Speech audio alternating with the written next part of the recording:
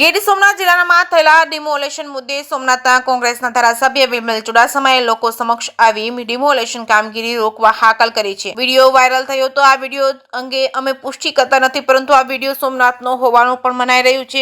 વિમલ ચુડાસમાએ લોકોને કહ્યું કે ડિમોલેશન કરવા આવે ત્યારે મશીનનો આડે સૂઈ જવાનું છે અને ડિમોલેશન રોકવાનું છે। વિમલભાઈ કદાચ જાણતા નહીં હોય કે સરકારી કરોડો રૂપિયાની જમીનો પર ગેરકાયદેસર દુકાનો સહિતના અનેક કોમર્શિયલ દબાણો થયા છે અને કરોડો રૂપિયામાં વેચાઈ ગયા હોવાની આશંકા સેવાઈ રહી છે। જ્યારે વાત કરીએ તો રહેણાંક મકાનોમાં સરકાર દ્વારા ડિમોલેશન રોકવું જોઈએ અને જો કરવું જ હોય તો ગરીબોના રહેણાંક માટેની વ્યવસ્થા કરી આપવી જોઈએ। મોબાઈલ ચાલુ રાખી અને બધાને સુઈ જવાનું, આ આપણો અધિકાર છે। આ ગાંધી ચિંધ્યા માગે એનાથી આપણે કોઈ રોકી નહીં શકે। એવું કરશે કે એક બે જણા એવા મોકલશે વચમાં કે અંદર ઝઘડો કરે, તમને કાંઈ ઝાપટ મારશે અને તમે એવું કરો તો આપણે શું બચાવવાનું છે? શું બચાવવાનું છે? દરગાહ અને કબ્રસ્તાન બચાવવાનું છે।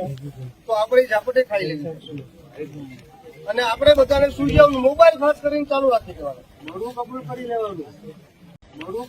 લેવાનું, બરાબર છે। અને કોઈ એવો અધિકાર નથી કે સુતેલા લોકો ઉપર જેસીબી કે મશીનો ફેરવી શકે। અને મોબાઈલ ચાલુ હોય કેટલાને મોબાઈલ લે, અને એ લોકોને આપણા કરતા તો જે ખોટું કરવા હોય એને વધારે ડર હોય, પણ સાચું કરવા વાળા હોય એને ડરાવવામાં આવતું હોય છે। પણ આપણે જયારે ગાંધી ચિંધ્યા માગે ચાલતા હોય ત્યારે આપણે ડરવાની જરૂર હોતી નથી।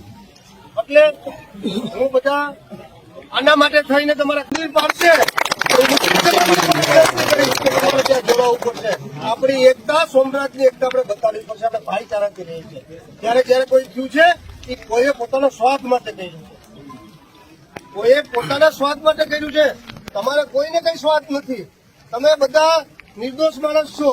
આ નેવું સોમનાથ વિધાનસભા કે ગીર સોમનાથ કે સમગ્ર ગુજરાતમાં બધા નિર્દોષ માણસ છે, પોતપોતાની મહેનત કરીને ખાય છે, પોતપોતાની મહેનત કરીને પોતાની રોજગારી ચલાવે છે।